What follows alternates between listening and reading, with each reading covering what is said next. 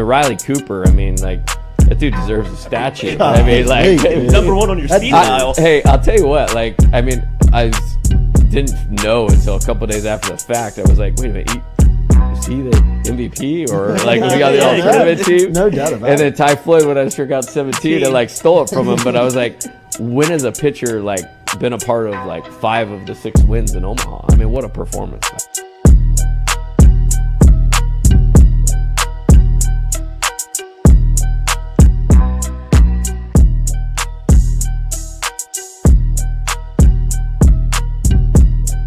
Coach, it's great to meet you. Thanks, Troy. Thank you for the time. Pleasure. Yes, sir.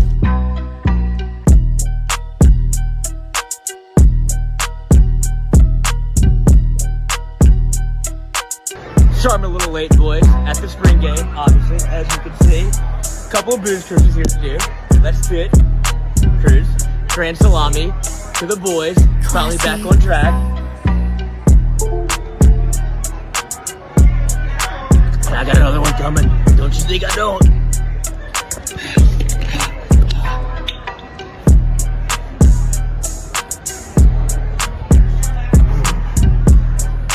And that's how we roll in Tiger Stadium. Just watching the spring games that were on television, one thing that jumped out about your squad is your quarterback room is very talented compared to a lot of the league and a lot of the country. I wonder, is it easier to recruit that position when you have talent or when you don't have talent?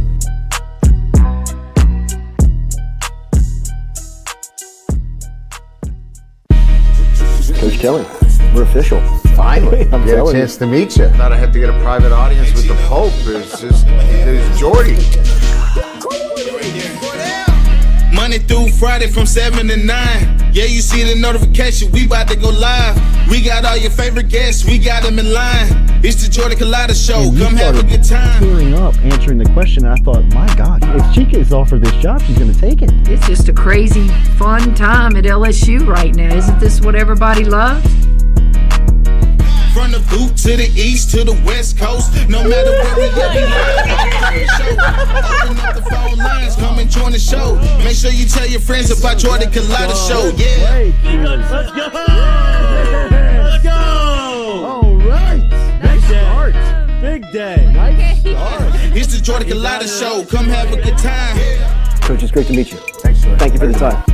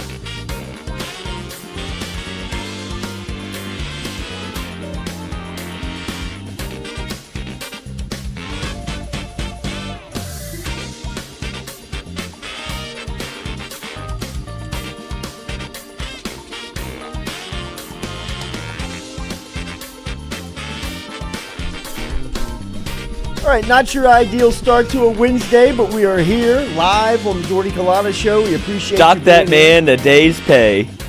Sorry for the late Napping start. on the job. Gonna be unavailable for Saturday. Yeah, Denver Harrison, you kindred spirits. Late My for the man meeting. gets it honest. My man gets it honest. All right, so welcome into a Wednesday edition of the Jordy Culotta Show. Sorry we're late. I forgot the charger right down the street. So No, they know. Yeah, I'm sure. My bad. All right, so we are live here on this Wednesday. Looking forward to it as we are going to talk a little Bama Insider. We're going to talk to Jacques Doucet just like we do every single week here on the Jordy Culotta Show. Each Wednesday we'll preview the matchup. We are going to hear from Brian Kelly today, a part of the, of course, SEC. The SEC teleconference where we'll hear from every coach. Saban and Kelly will be a part talking there on the matchup. So we'll get a little bit more insight on what's going on. We will also begin to hear from the other side here as we're going to jump over and talk to The Tide. who covers for 247 over in Alabama.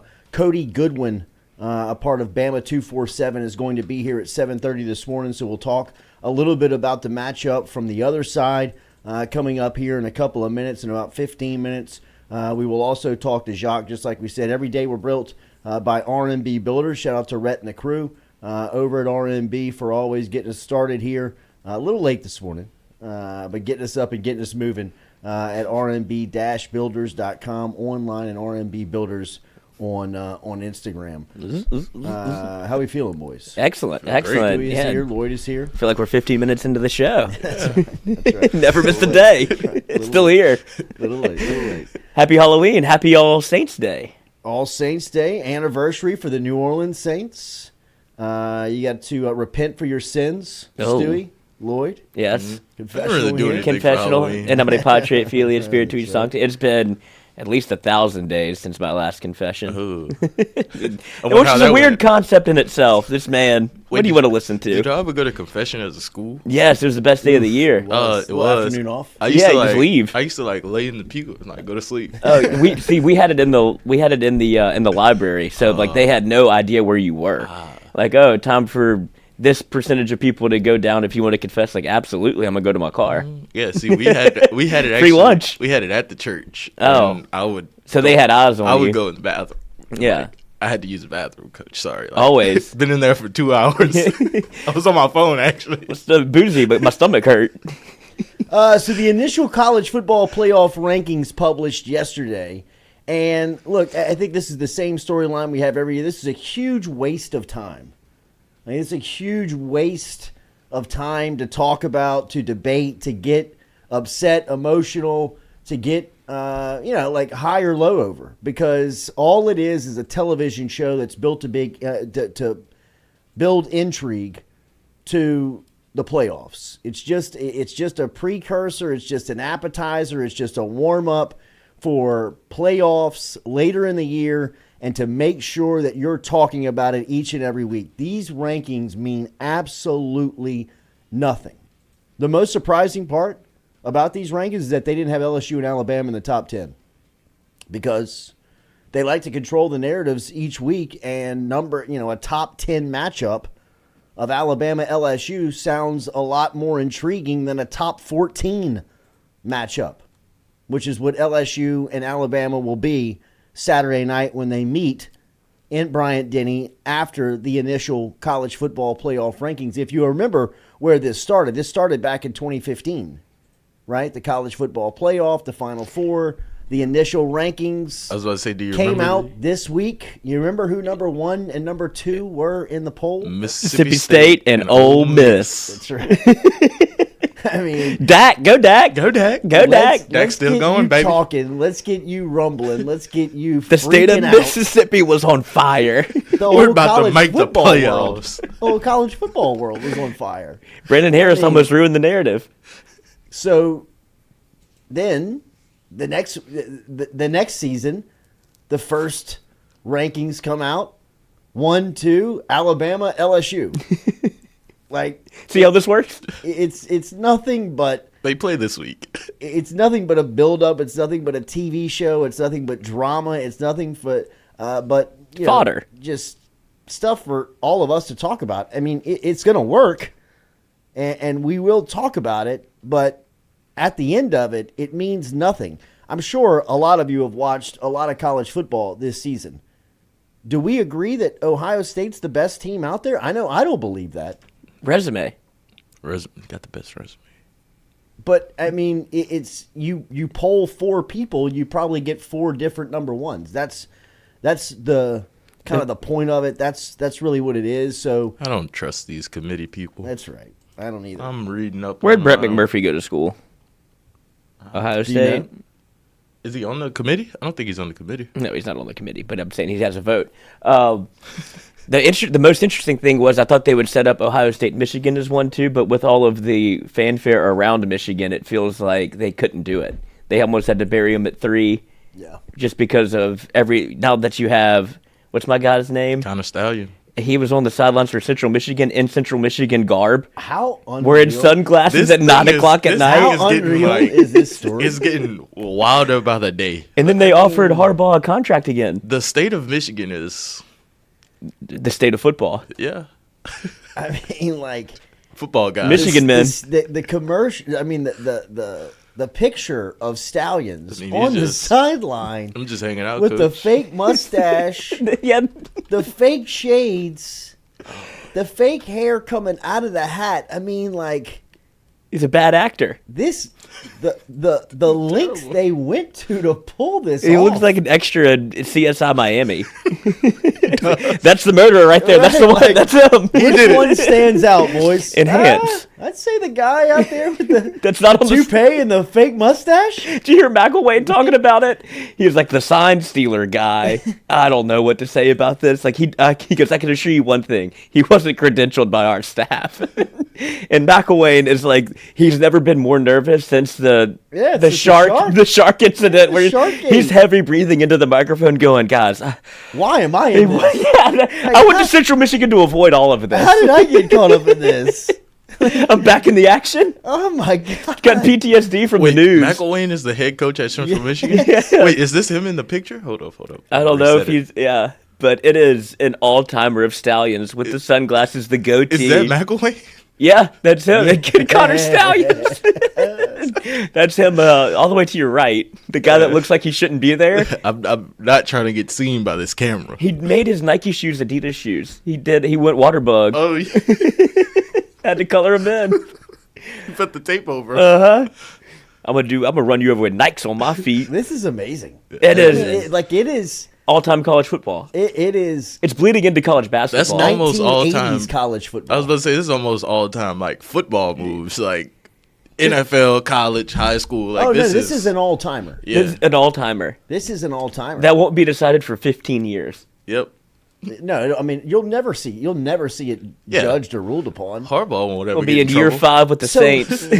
So the claim is like that other schools were bringing Stallions on because he knew the other team signed. Like, what is he doing at Central Michigan's game? Oh, No, I the think- claim is that he's doing it on his own to scout. I think they were playing Michigan State. Yep. And so he got himself credentialed and then wore Central Michigan outfits. Like, he dressed up. Yeah, Like, he snuck on the sidelines. he put the outfit together. If we want to talk about our guy, the referee again for Billy Cannon's Halloween run, he's doing the same thing, but just a little more laid back. And the coaches Laid back or uniform. aggressive? I mean, that is Yeah. aggressive. It's the same thing. He's like, essentially, I mean, if I'm and trying to, I would think that it would be easier to get like a media credential than like a sideline credential. well, he for probably a did get a team. media credential and then wore the Central Michigan stuff and kept getting closer. Because once you get on the sidelines, if If you've nobody- ever worked for a college football team or ever, once you're out there, you're out there. If you want to wear that, you're good. Like, they wouldn't notice you because there's so much going on. Right, no doubt. There's I mean, so that's- much going on where coaches they're not looking for you to do anything. They're just like, as long as you pretend to be busy, you're good. Because I've been on the sidelines where I've literally watched LSU Auburn I was not covering either of those two teams. I was just watching the game on my phone. But I would kneel down and look like I was doing a sideline report because I had my headphones in. And I was just watching Les Miles get fired in real time. No, I get that. I mean, you can definitely you can finagle. Once you're there, you're absolutely. there. Once you're in, you're in. And it's the all-time. It is a rush.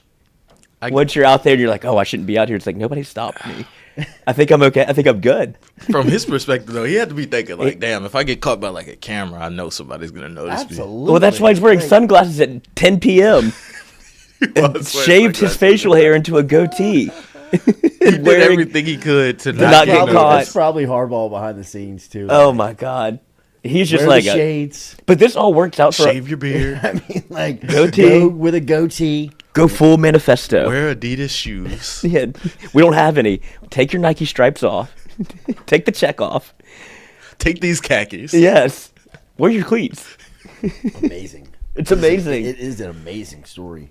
And I think that's what's going to keep I don't know if it's going to keep them out the playoff, but it's going to be an ugly cloud. And I'm interested to see when they play another big game how it plays out. Because clearly they've been getting some information. Whether you go back to the laminated signs that were broken down by, who was Ryan Day's assistant? The way what this man wears every game, how he looks, how the other assistants around him look. 63% of the time, if he's in pink, he's the main guy.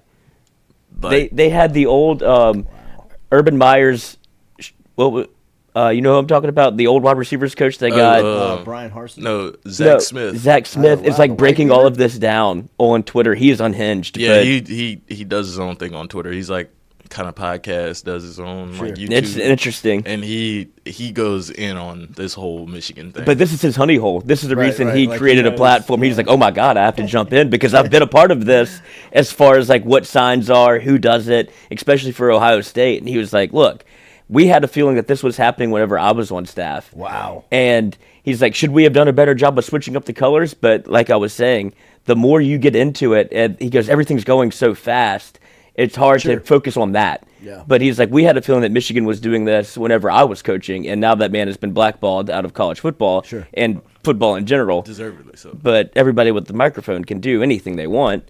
But this is his honey hole, and he is going at it. And he's, as much as you hate to say it, he's a great He's a great resource for this. Cody Goodwin is a great resource for Alabama football. We're going to talk to him next here on the Jordy Culotta Show. We're going to talk to him about some of the storylines over in Tuscaloosa leading into Saturday's game, including the state of this offensive line for the Tide as LSU run in there with a defense that has been struggling of late. We'll ask him about that matchup between LSU and Bama. We do have a text into Michael Bonnet and spoke with Bonnie yesterday. Looks like we might have a window on Thursday morning. Obviously a very busy week for Bonnie and the SID crew. He did catch wind of the convertible bus story that was circulating yesterday. It did bring back an instant rage I felt. PTSD. Yes, it did have a little bit of... Hit his desk about 10 a.m. Right. It's like, God damn it, Jordan. Have you gotten that bus out of the yard yet? I'm like, Bama week. It's been gone since 2003. We're good. We're man. good. We're good. We're LSU good. natty. I promise. Just enjoy it. Can we get you on the show to talk about the game? He's like, I don't know. I have to get back to you. We should interview him on a bus. All right. My bad. Get a click here, bus. I'm sorry. Yes. I'm still sorry for that. I promise. It St. was all Patrick's Brandon Day, Bourgeois' fault. Yes. Who else did you I blame? kept telling Bourgeois to move the bus. He lost the keys. He had the keys. in his nose. That's right. Russ Carpenter had smoked the keys. Love the smell of these. All right, so we're going to talk to Cody Goodwin. We're going to talk to Jacques coming up here in the 8 o'clock hour, get some of the side from LSU as Bama and LSU meet and square up on Saturday night. Was getting some pushback on some of what we thought the defensive strategy by Matt House could be come Saturday night with obviously LSU's struggle and look, just being down the man that they are, the men that they are in the defensive backfield when it just comes to the numbers. Obviously, all of the transfer portal cornerbacks that they picked up in the offseason, none will be eligible this weekend when talking about Denver Harris, Zy Alexander, Deuce Chestnut, and J.K. Johnson. Just an incredible hand to be dealt at this part of the schedule for LSU. But you're going to have to answer that with some young guys and some inexperience, some guys that have not yet really played on this stage, have not played some extended time. We'll talk to Cody about what Alabama feels the matchup can be, and can Milroe make plays in the passing game with pressure in his face, or would LSU would be better suited in playing back in coverage and keeping him in the pocket with some type of, like, what do they call it? Like a mush rush. Yeah, kind of a push rush. What do they call it? Sugar rush? Oh. And keep him in the pocket and make him make plays with his arm.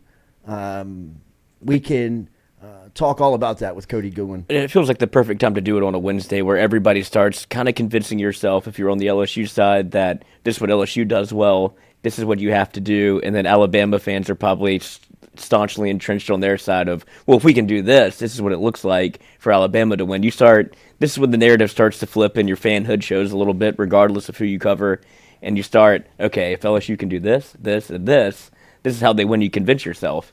And I'm sure Alabama probably has some of the same guises of, okay, if you do keep Milroe in the pocket, he's 65% whenever he throws it over 20 yards, and you can start finding stats to convince yourself of a win on either side. Yeah. No, I agree. I think that, now you're starting to kind of get down to the nuts and bolts of it. Looked at it too long. Let me know when we got Cody over there. Got him. We got him? Mm-hmm. All right. Oh, God. Yeesh.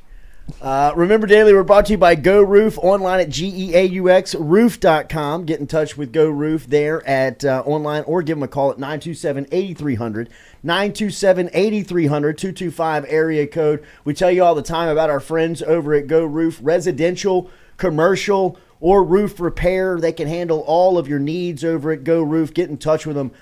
We appreciate our friends over at Go Roof. They take the headaches out of it for you in working with the insurance companies. They can diagnose the problem. They'll jump up on the roof today. They'll send the pros out. Find out for yourself what it's like to work with Go Roof. If you have any roof problems, if you have any leaks, if you think that you might have some roof issues, let them jump up on the roof today and take a look for you. 927-8300, 225-927-8300. Go Roof is online at GEAUXroof.com. A beautiful roof every single time. Roof's up with our friends over at Go Roof. All right, looking forward to our next conversation. Cody Goodwin covers Alabama football for the 247 affiliate over in Tuscaloosa. Make sure and give him a follow on social media. You can find him at Cody Goodwin, and he is joining us now here on this Wednesday morning from Tuscaloosa to begin to dive into Saturday night. Cody, thanks for the time this morning. Good morning, man. No, I appreciate you having me. It's going to be a pretty big game on Saturday. Yes, it will. Feels like it. It does. Take me through the history from Alabama's side, at least through this primetime matchup, Cody. This is where this game got to start back in 2011 when it was initially put in this 7 o'clock slot for CBS. Obviously, this has been a game that the college football world has huddled around for the last decade plus. What has been the point of view from the Alabama side of this LSU-Bama matchup over the years? Yeah, I think you start with the history that, head coach Nick Saban came from LSU, right? Or at least he's got a history there. That's where he won his first collegiate national title. After a few years there, ultimately went to Miami. That didn't work out, came to Tuscaloosa. And, it's largely been, a lot of Alabama success when you look at the history between the two teams since Saban's been in Tuscaloosa. But, LSU tends to get their licks in every now and again, and especially in recent years, right? When, LSU, their national championship team, I think they were the last SEC team to come to Tuscaloosa and beat Alabama, that 2019 team. And then obviously we saw what happened last year with Brian Kelly's first season. So it always seems like not only is this game kind of at the center of the college football universe, or at least the SEC universe, but always seems to carry a lot of big implications, and this year's no different, right? Just with the way that the SEC West has unfolded. And then in the case of Alabama, they need this one to stay in the college football playoff hunt. Yeah. Last night we saw the initial college football playoff rankings come out. Obviously, we'll get a little thought on that, but what has been the message this week around Alabama? What has been the buildup of this game over the bye week and throughout the first couple of days of game week? What's the message been from the Alabama side leading into Saturday? Yeah, Saban's very much of the, control what you can control, focus on the task in front of you because, they checked in at number 8, kind of where we thought they'd be. I think generally speaking, if they win out and, that would include a win this weekend, that would include finishing 11-1, that would include, toppling Georgia in the SEC championship game. I think by and large, the dominoes will fall that Alabama should position themselves for a spot in the playoff. That said, that in and of itself is not a guarantee because you still have 3 undefeated, potential conference champs out there, Florida State in the ACC, whoever wins Ohio State, Michigan, and then Washington out in the Pac-12 still undefeated. On top of that, the loss to Texas is still kind of hovering over the program. So, if Texas runs the table and goes undefeated, wins the Big 12, they'll have that head-to-head matchup. But then on top of that, it's no guarantee that Alabama even goes undefeated anyway, right? They got to get through LSU. They got to go on the road to Kentucky. They got to go on the road to Auburn. Funny things always happen in Jordan-Hare. And then there's obviously no guarantee that they would win an SEC title matchup against Georgia. So, very much, kind of be where your feet are mentality, focus on LSU. And really, with the bye week last week, they've been focusing on LSU for 2 weeks. So, that's been very top of mind. Cody, obviously the matchup that the country is going to be looking at is this LSU offense versus Bama's defense, strength on strength. When you see them matching up, what are some of the things that jump out to you? Well, you start with Jaden Daniels, right? That guy has been magnificent this season, leads the country in, total offensive yardage. He's the only player in the country with over 3,000 yards of total offense. Leads the country in passer rating, 25-3 touchdown to pick ratio. He's completing 73% of his passes. This is a dude that, he makes the LSU offense go, right? He's the engine. He's got 5 different receivers that have at least 10 receptions, and then that are averaging, north of 17 yards per reception. Logan Diggs, transferred from Notre Dame, has been fantastic on the ground. But I think it really starts with Jaden Daniels. How can you disrupt him? How can you get him out of a rhythm? How can you, keep him in the pocket? Because the moment he gets outside, or if you, are a little bit too aggressive with your pass rush, you get behind him. And if you get behind him or he gets outside and you break contain, that's where Daniels can be very, very good and very, very dangerous. So I think you start there. When it comes to Alabama, this is, strength on strength. It's been kind of fun. I'm not exactly, after you start with Jaden Daniels, I'm not really sure where you go from there because, you can talk about LSU's receivers. I know Alabama really likes their secondary. I know that they lost 4 starters from last year's secondary, but I would argue that top to bottom, this year's secondary is just as good and arguably even maybe a little bit more talented, just with Kool-Aid McKinstry, Terrion Arnold. Caleb Downs has been a very impressive true freshman. Alabama's got elite pass rushers with Dallas Turner and Chris Braswell. They have depth along the defensive line. They have talented rotation of inside backers. Like this is, where would you guys begin after, you start with Jaden Daniels, obviously, but then after that, it's kind of, what's the push and pull going to be like on Saturday? And that'll ultimately dictate who maybe wins that battle. Yeah. How about on the other side, Cody, from Alabama's offensive approach here, and specifically on the offensive line? This is something that I know that Alabama supporters and people that cover the program are not used to, and the struggles up front, especially from the other side going into a Bama game. You've rarely seen them be vulnerable on the line of scrimmage on the offensive line. What has been the issues there, and what do they look like going into Saturday? Yeah, at the beginning of the season, they had to replace 3 starters from last year. 2 guys are now in the NFL, Emil Ekiyor and Tyler Steen, and then a third guy, Javion Cohen, transferred to Miami. So, offensive line is one of those units where you kind of need that cohesion. You need the, consistency. Guys got to play with each other, and they just didn't have that the first few weeks. And on top of that, their starting left tackle has been either true freshman Caden Proctor or redshirt freshman Elijah Pritchett, who just didn't get a ton of playing time last year. So a ton of inexperience at a very, very important position, right? Especially when you consider that, back in August, the quarterback position was up for grabs. We weren't sure who the starter was ultimately going to be. Jalen Milroe has obviously taken the reins and run with it, but so I think you start with just maybe the inexperience and just the fact that they didn't play a lot together. Now, as you move forward, they've played better. It's still not great. They've given up 35 sacks in 8 games. It's not ideal. And so at this point, offensive line's played better. Again, still not great. Now it's kind of, a lot of the sack problem has also been on Jalen Milroe a little bit, sometimes he steps into sacks, sometimes he steps out of clean pockets, and, whoever's playing spy is fast enough to run him down and get him on the ground because Milroe's got great foot speed. So, at this point, the sack thing is kind of an unfortunate feature as opposed to a fixable bug. So I would anticipate LSU is going to get some sacks on Saturday. It's just a question of how many. What has been the feedback on Tommy Rees? What's been the feeling on him here in year one? The general energy of Tommy Rees, it can kind of it can change, drive to drive. If they like what he's doing and Alabama's moving the ball, they're moving it efficiently and consistently, great hire. At times Alabama has been a little inconsistent. They haven't been very efficient. They have especially, the first few games before the bye, or I guess the last games before the bye, they have started very slow in games, punt, or field goal punt, or a turnover. And yeah, right. Like that's, how Alabama fans are, man. They're super passionate. And so, I think the entire operation, I think, has settled in a little bit. They've started to lean in a lot more to the offensive strengths. For the first few weeks, they were kind of playing everybody at receiver to try and figure out who the alphas were. Now I think they've kind of settled into a pretty consistent rotation. Milroe has just, quarterback's one of those where the more reps you get, the more good reps you get, I should say, the more confident you'll play. And he's playing some really good ball down the stretch before the bye weeks. So the offense it's not a world beater offense. Like this is not the typical, Lane Kiffin, Steve Sarkisian offenses from Alabama's past. You don't have an NFL quarterback playing there like you've had the last 4 years. You went from Jalen Hurts to Tua to Mac Jones to Bryce Young.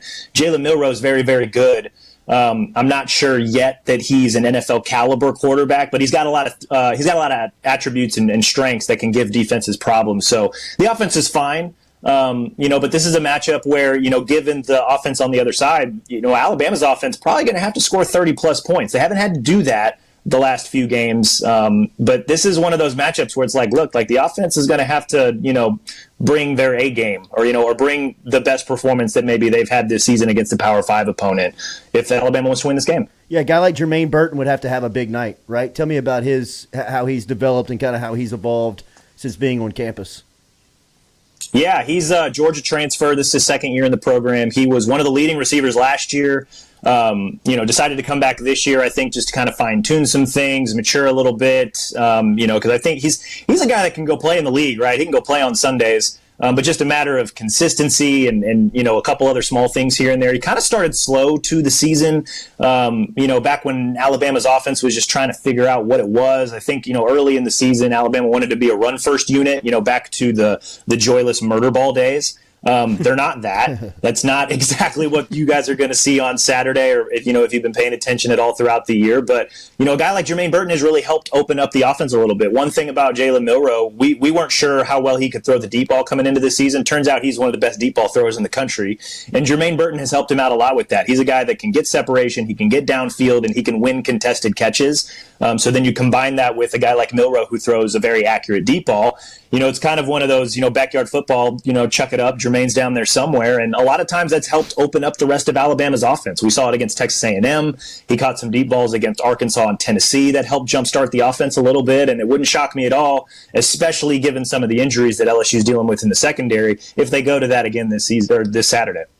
Cody, how real is the talk, and this is just from somebody outside of the market, curious, how real is the talk on Saban and how much is left? Does he get tired of answering those questions, or is this something that within Tuscaloosa is just understood how much time he has left?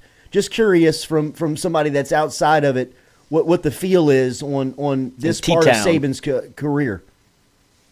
It's funny. At the beginning of this season, we were kind of wondering the same thing.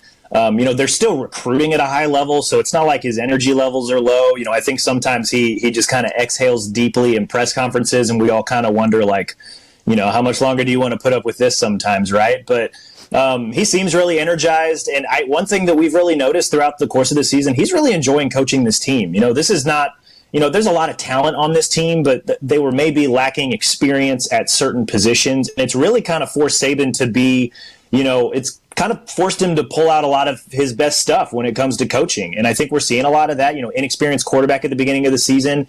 Now you look at it and he's, by passer rating, the second best quarterback in the SEC. I'm not sure how many people would have thought that in August. The defense lost, I think it was 8 of 11 starters from last year's team are now playing in the NFL. Statistically speaking, it's a better unit, and they've got a lot of youth at a lot of different places, and they're playing very, very well. It's a better pass rushing unit. For my money, it's a better coverage unit. They've got a lot of guys that play fast and play hard.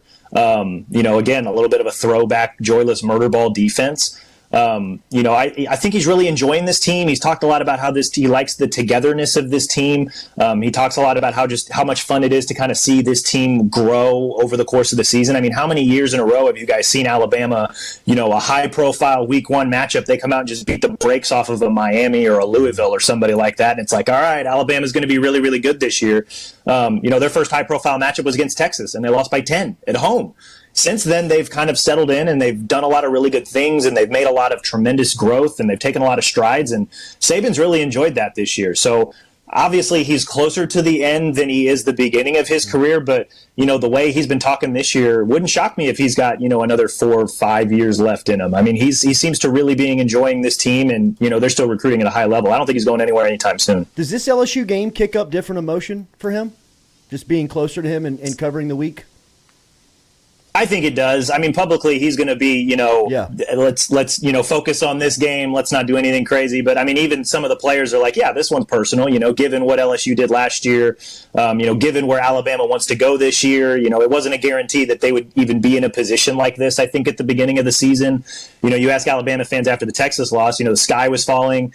And then you especially ask them after, I mean, they had just an ugly performance Week 3 against South Florida down in Tampa. The sky was really falling then. But, now they've settled in. They've won, 6 straight games coming into this matchup, 5 of them over SEC opponents. Big win over A&M on the road. They beat a really good Ole Miss team, beat a really good Tennessee team. And so, now I think it's, I think this game means a lot just because of what it means in the context of the season, but also just given what happened last year. LSU won that game. They won the division. They knocked Alabama from basically the playoff, right? They finished number 5 at the end of the season last year. This is another one of those get-back games that Alabama really wants, and Saban may not come out and say it, but I'm sure he's feeling it the same way. Yeah. Cody, one more before you get you out of here. What happens if LSU wins this game back-to-back years in Tuscaloosa? I mean, even from the LSU side, for a long time, it felt like that they were never going to get over the hump. If they beat them 2 years in a row, that will be a different territory for this LSU-Bama matchup. What would it feel like on that side? Pandemonium. Well, the sky will fall again, right? Yeah, I mean, you look at it too, and it's, no two-loss team has ever made the college football playoff, so that would, a loss on Saturday would drop them to 7-2. That would effectively kill any talk of a potential national championship. I'd have to look up what the rules are for an SEC division tiebreaker, because now you'd have LSU, Ole Miss, and Alabama all have beaten each other. So what does that mean? Who gets to Atlanta, right? With, I guess there'd still be 3 weeks to play, so not everything's final, but that would be something we'd have to look into. But yeah, I mean, I think LSU fans, they would probably party over the rest of the night in Tuscaloosa. Alabama fans would, they'd probably have to come face to face with, a pretty good coach in Brian Kelly. Like that would be really impressive to not only beat Alabama back to back, but to come into Tuscaloosa and beat them too. Like that's, I'm sure Alabama fans wouldn't like that, but that would, not very many coaches have been able to do that, and so for Brian Kelly to be able to do that, that'd be very impressive. To be honest, I haven't even quite thought about what that would mean. Just because I am not sure what it would mean, right? I'm still, I guess, full disclosure, I'm very new on the Alabama beat, so just to contextualize a loss like that, I would probably have to lean on some more, experienced Alabama, beat writers, but it would be big. I'll say that much. It would be very big. Yeah. Brace yourself, Cody. You would have yourself a great story if that happens come Sunday morning. Thank you for your time, man. Looking forward to Saturday night. As always, this usually produces some of the best football that college football can produce within a season. So I expect nothing less from Tuscaloosa on Saturday night. Thank you, man. I appreciate the time, man. Thanks for having me. Cody Goodwin, he covers Bama football over at 247. You can follow him on Twitter or on social media at Cody Goodwin. They're all over the place covering it and getting ready for Saturday night with LSU-Bama. Remember, Daily, we were brought to you by our friends over at Hughes Mechanical. Hughes Mechanical Contractors, and AC and HVAC repair spot that you can find online at hughesmechanical.net. 225-658-2147. 225-658-2147. A trusted Daikin dealer over there with Hughes Mechanical. Call Travis Hughes today and tell him you heard it right here on the show. 225-658-2147 and online at hughesmechanical.net. They are servicing all of South Louisiana from Lafayette to the North Shore. They've got an office in Covington, headquartered in Zachary. You can find all the information online at hughesmechanical.net. You can call them at 225-658-2147. Appreciate Cody Goodwin for stopping by and giving us a little insight to what the other side's talking about with LSU and Alabama coming up this week. And look, I'd imagine that nobody in Tuscaloosa or that hasn't entered his brain. They won't tell you if it has, but Cody, they aren't thinking about that, who is new to the beat, God, has not thought about the possibility of what it would mean. Get that old man out of here. If LSU would beat Alabama 2 years in a row, 72 in this matchup. I mean, for the longest time, if LSU was going to pull off a win in this game, it was perceived as almost luck. Well, right? It felt like it. I mean, it absolutely did. I mean, in 2010, when Miles is eating grass on the sideline. Hell yeah. And staring up at the scoreboard, wondering if it was going to talk back to him the way that he was looking at it. D'Angelo Peterson reverse. Is running reverses. We've set it up for 15 years. I mean, it felt like it had to be one of those days. The last time you were able to beat him back-to-back was 10-11 when, I mean, again, your head coach you had an is NFL smacking defense on the grass, and the next year you roll out pretty much an NFL team. I mean, a National Football League defense that they get their chance back at you again and end up beating the hell out of you. Since then, right? Like, I mean, you had chances, but it never felt like you were able to get over the top. You kicked the ball out of bounds. Ugh. You had a bad personal foul. You dropped passes. You run fake field goals. Just stuff that made it look like that you were almost desperate, right, to win.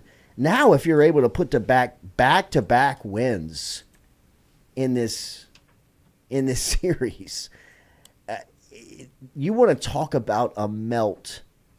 I mean, must-watch television would be the Paul Feinbaum show on Monday.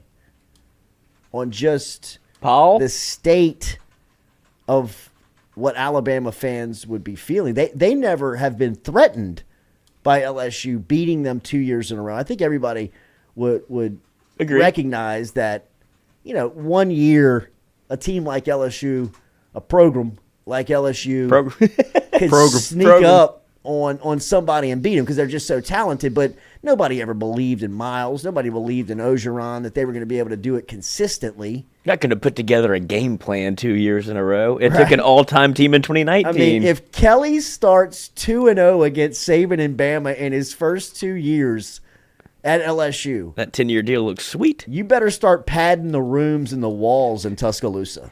I mean, like, that place is going to be an insane asylum. The library. I mean, if Brian Kelly waltzes up in the Southeastern Conference Wait, out of here. and beats the Gumps twice in his first... I mean, he couldn't even do that in South Bend. We played Notre Dame. He had Mike Golick Jr. I mean, the melt would be just amazing. Amazing if that could happen. I mean, even Cody Goodwin, a newbie to the beat. Is scared. He's Nervous. Like, I hadn't even thought about that. it. I've been brainwashed. I didn't even think that was a Alabama chance. ain't losing 2 in a row to LSU. Don't even worry about it, Cody. Good win. I mean, Nick Saban, he treats his game different. He just does. LSU ain't gonna beat the Tide. you could In Tuscaloosa? you could really see a shift, a transition, a balance in power really The Libra scale. start to take shape on Saturday. Saban with not as much time left on the sidelines. Kelly newly inked to a 10-year deal at LSU, starting what could be 2-0 in that matchup. These are two permanent opponents moving forward in the SEC. We know. These are two teams that are going to play each other every single year in this model still. So, I mean, you know, as far as the matchup goes and as far as the build-up in the game goes, no years off. I mean, this thing stays consistent, stays on the books. So, And when you look around the rest of the West, it doesn't. Well, you have Ole Miss still, that is lurking, but everybody else, like Arkansas down, Auburn down, but it feels like Hugh Freeze will probably get that thing right. But for the time being, there's really nobody else to point to other than LSU and Alabama, which it always has felt like. But when you saw Arkansas tried to have a comeuppance, that seemed to have fallen flat. You look at Auburn, they're rehiring again. When you go around the conference, and Mississippi State is lost at sea. yeah, no, they're Fish Unfortunate, done. Yeah, right. a rudderless ship.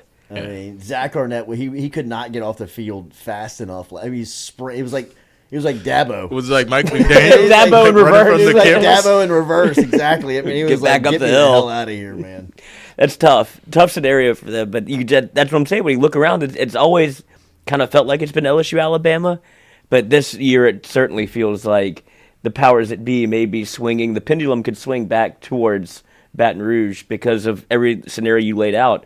Nick Saban getting older, Brian Kelly newly inked. Like, it feels, if you take one more, and I know I don't want to be just hyper focused on one game, but 2 in a row would mean a lot, especially going to Tuscaloosa and doing it. Where look at the two teams, look at the offense that LSU has, and the maturation of Jaden Daniels from year 1 to year 2 has been something that you don't see very often. You've seen it twice at LSU, and it's maybe in its history. And now you have a Jaden Daniels that could win a Heisman. It feels a little bit like LSU used to feel going into Alabama. Absolutely. No, I mean, it definitely feels role reversal Right. in this one. I mean, Don't like, kink shame. This has not at all. I mean, this has to feel like what the Bama side felt like going in it to LSU all the time. for more than a decade. Was just like, yeah, they're a little scary. Yeah. You know what I mean? Like, they got a good defense. Yeah, You the know, defense is good. You got to watch out for that defense. They could get you. They got some But when pros. it comes down to it, they're not that good. Can the Like, quarterback you know what I make mean? plays Like, to win they the can't- game? They don't have the dudes. They don't have the guys. They don't have the quarterback. They don't have the one that you know is going to touch the ball every play that's going to affect the game and affect the outcome. I mean, Jaden Daniels is the Terminator in this game. Yeah, it's Right? Just like Bryce Young has been the Terminator in this game, just like Tua was built to be the Terminator in this game. Mac Jones Jones was the Terminator in this game. that game I was mean, ugly. Oh God. Blake Sims was the Terminator in this game. AJ Jacob McCarron. Coker was Yeah. the- Jake Coker. I mean, like, Best the damn, insurance? Best The damn insurance, man. yeah. in the Get state you of in health Georgia. and auto today. Right now. I mean, like, You need a 2-minute drill? call me. Call them up. 2 minutes or less. I'll get you a quote faster than I went down the field in LSU in 2015. Jeez. I mean, this is feeling like And from the other side, when you talk about having a Bryce Young, that's what it feels like LSU has. And you had to go into Alabama had to come into LSU, and they got beat with a Heisman-winning quarterback. So you can see both sides of it, where LSU probably wasn't the most talented team last year, right? You had players step up that made. I mean, you had Malik Neighbors on the sidelines on Eli Ricks, who's in the NFL. Like, you had to have big-time plays that came up in the scenario of, like, you have to go for 2 at home to win the game. Mason and it Taylor. felt like, yes. And which I think is going to play a factor because he's probably closer to 100% than we've seen. Even Brian Kelly coming out and saying he was, close to 80%? That was 3 weeks ago. And he was still played most of the snaps at tight end. So for him to get essentially 2 weeks off and continue to play. He's probably back now. Yeah, I think he's back to 100%. That changes your offense a little bit in a good way. oh yeah, Because- And we know what he means for Daniels. Yeah, the security I blanket. mean, like just the security and the peace of mind that he's able to paint for Daniels is, I think, really more than anything is just a mental win for LSU going into it. Whether or not Mason Taylor plays a big part, I agree with Lloyd. I think he does, just because of the matchup. I think that there's an ability for a third wide receiver to have a big night in this matchup, whether it's Mason Taylor or whether it's Aaron Anderson or Chris Hilton or Kyron Lacey or whoever it's, that guy, that person is. It needs, I believe whoever it is going to have a real opportunity to have a major role come Saturday. So it's, I really feel the closer that this game gets, the more that LSU's offense truly is the major advantage that LSU has in these matchups. I expect Alabama to test this LSU offense more than any other group has tested them all season long. I expect them to present challenges that this offense has not seen and dealt with all season long. But in the same tone, I expect the LSU offense to respond. I expect the LSU offense to overcome. I expect the LSU offense to pass the test. Just because all the way up to this point, I don't have any data to tell me they won't. I was about to say they responded and passed the test every time. Every single time. And again, I know that this is a little bit of a different level, right? I mean, this is kind of the next part of the test. I mean, this is the next level of the test. I believe LSU offensively to be so elite that there may not be a level that can hold them back. Maybe I'm too much of the homer. You know what I mean? Like maybe I'm seeing it through Purple too and much gold of purple and gold lenses. eyeglass. But we will find out Saturday night. Like that is for sure. It's unbelievable how it always comes down to this. LSU, Alabama. It's been nearly 10 years, almost recruiting, more. Oh, of course. I mean, that's what it all goes back down to. Well, that's what makes you nervous on the LSU defensive end. If you want to flip the script, you got 4 corners that are out, and you can see a world where it's going to come down to Matt Housen's scheme. You're going to have to dial up something different than you've done all year, and I'll even contradict myself by saying it hasn't been that great on the defensive end anyway. It feels like they figured it out a little bit on the back end, but we've been screaming to play like some of the young guys anyway. So to see an Ashton Stamps out there, yeah, well, on some fronts. Toviano. Colin Jackson. For this exact reason, you wanted the young guys to play early in the season. Just in case. Like, not even just in case. You knew it was going to happen. Yeah, you knew something was going to happen. How many seasons of SEC football have you watched around here?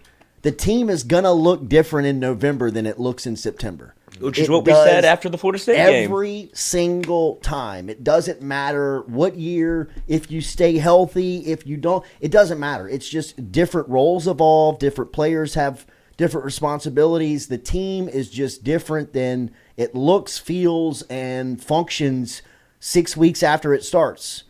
And the one thing that we were steadfast on is play the young guys because you were too limited in numbers. At some point, somebody's going to have an opportunity because they're not all going to be there. Well, now you get to the biggest game of the year, and you got to have all of them. Like, you got to have every single one of them play on Saturday night. Jeremiah Hughes, LaTerrence Welsh, all of them. Taviano are going to have to play extended snaps. Ashton Stamps, I mean, I'd imagine he's probably going to be the one that sees the most time. Yeah, I mean, that's the two people you have to rely on, not only to play well, but to get your defense aligned. Same thing with Omar Spates, which is what you've seen since he's come back healthy. It felt like at least the front seven was more aligned. They knew alignment and assignment football very early on. It's less chaos.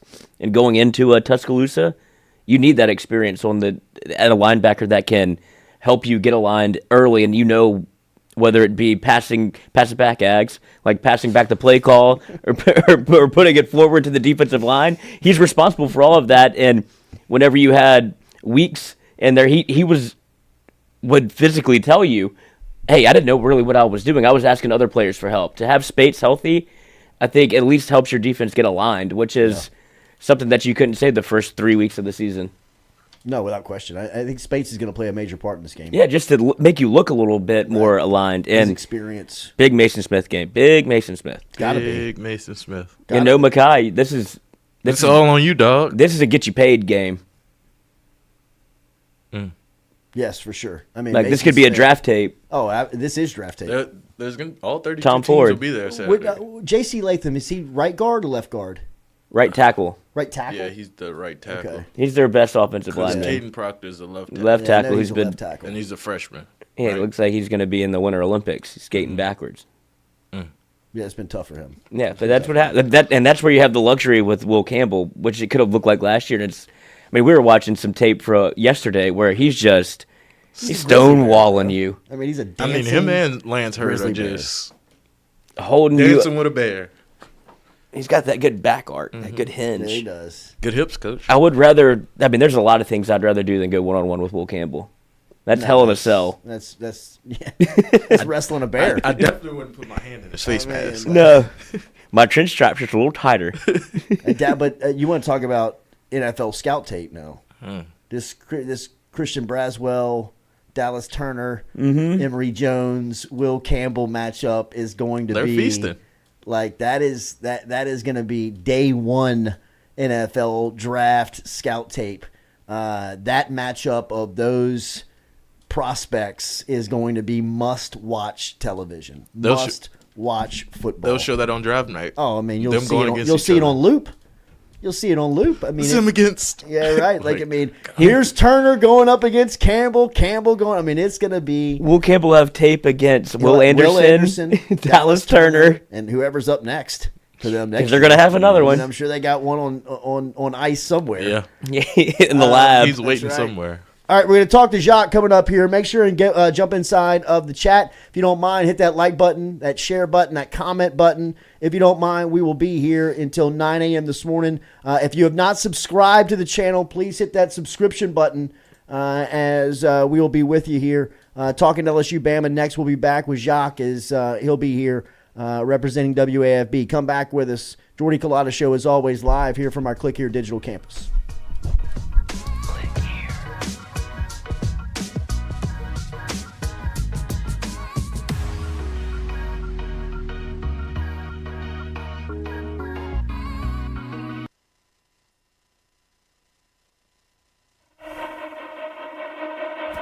If you're in the market for a mortgage lender, you need to start with Doug Bickley and his team.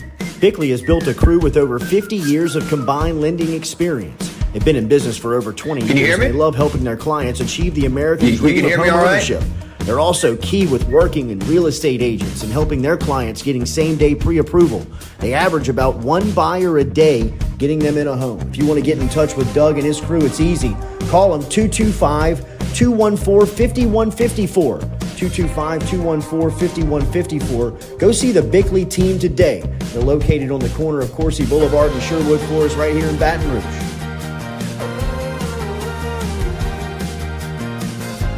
What's up? What's happening? Chilling with a couple of cool guys. You? Chilling and watching some tube. Hold on. Did you do it? Hold on. Did you do it? Roof's up. Hold on. Roof's up? Roof's up! Roof's up! Hold on. Hold on. Hold on. Beautiful roof every single time. True. True. At Auctioner, we know healing is a team sport. That's why we've partnered with world-renowned orthopedic surgeon Dr. James Andrews to create the Auctioner Andrews Orthopedics and Sports Medicine Institute. Whether you're a professional athlete or a weekend warrior, our team of specialists are dedicated to getting you back in the game. So whatever your reasons are for reaching your personal best, we've only got one. You. Auctioner Andrews Institute. Long live you.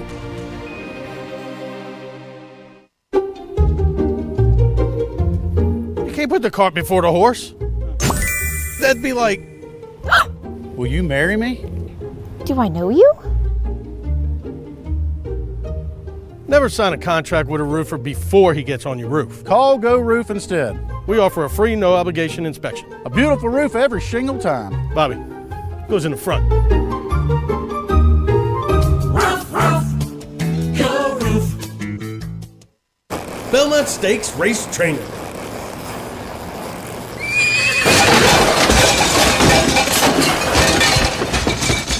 I'm sticking to roofing. Roof, roof, Go Roof. Kentucky Derby Training.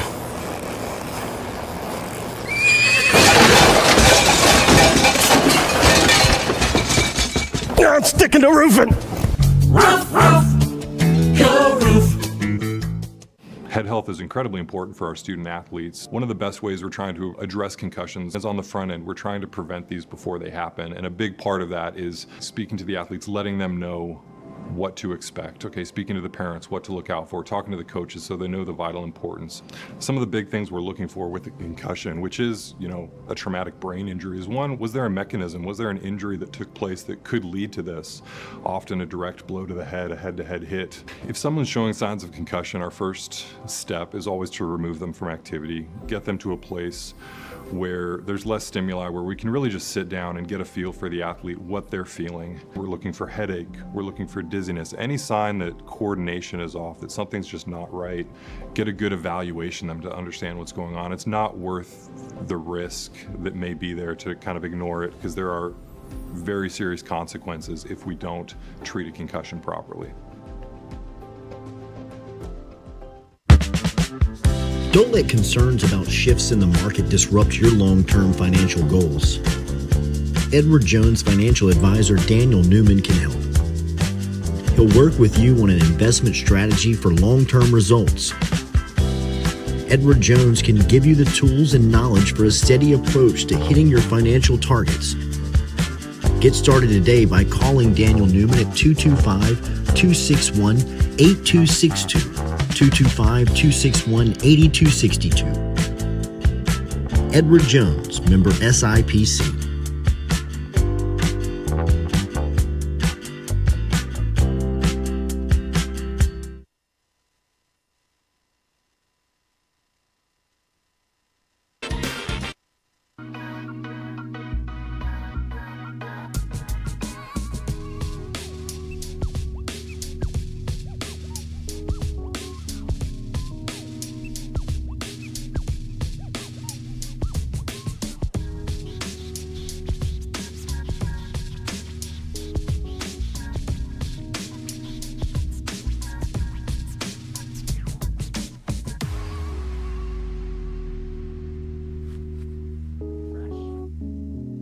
All right, welcome back here to a Wednesday edition. Welcome back. Oh, God. Jordy Culotta Show. In a pretzel. As always, built by our friends over at RMB, and we are live here from our Click Here Digital studios. Always just like on we time. are every single day. Click Here Digital, online at clickheredigital.com and located on Interline. If you want a direct contact, you can hit me, Jordy, at clickheredigital.com. All right, Jacques Doucet is the WAFB sports director. Man, that sounds great here as he is back for another week. Huge week as far as the coverage goes with LSU and Bama.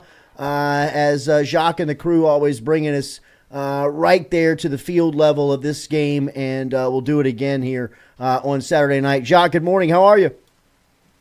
Good morning, Jordy. Happy November the 1st here as we move deep into football season. That's right. All Saints Day. It's the celebration of the New Orleans Saints franchise was introduced on this day so many years ago. So much to celebrate during this time of the sports calendar. It's a great time. World Series going on, basketball getting back in action, obviously college football right in the teeth of it, and NFL action happening as well. Jacques, it's LSU-Bama week. Does it feel like it? Does it have that regular feel that it always does? It feels just as big for the most part as usual, although a lot of times in the past, I think Alabama had a much more powerful team, a team that had less weaknesses than this one. I've been to every single LSU-Alabama game, I think, since Saban took over in 2007 in Tuscaloosa. Certainly every road trip I've made over there. And you can either feel good or bad for me from that perspective of things, spending that much time in Tuscaloosa. But I think that LSU has been to the SEC championship game 4 times since Nick Saban took over in 2007, and it's not rocket science. You have to beat Alabama to go, and all 4 times they beat Alabama. Beat them one other time in 2010 and did not go to the SEC championship game. So although beating Alabama doesn't necessarily mean you go to the SEC championship, you can't go unless you do beat them. So LSU's got a lot of meat on the bone after this one, hosting Florida, hosting Texas A&M. But, it will be a huge television rating on CBS in prime time. It's kind of a back to the future for CBS. This is the last time, of course, they'll be carrying the SEC on CBS for a long time, and they've got LSU and Alabama back in prime time for the first time since, I guess, that debacle in 2020 during the COVID season. Yeah. What about the WAFB coverage to the lead into this? Obviously, you guys will be hosting the game on 9. What's the coverage look like this week? We've got a half-hour pregame show at 6:30 on Thursday night. Tomorrow, 6:30 to 7, we will preview the Tigers and Tide. Darren DeQuano and myself will head over to Tuscaloosa Friday morning, and we'll start live shots, I believe, at 5 o'clock in the afternoon from Tuscaloosa, 5 and 6.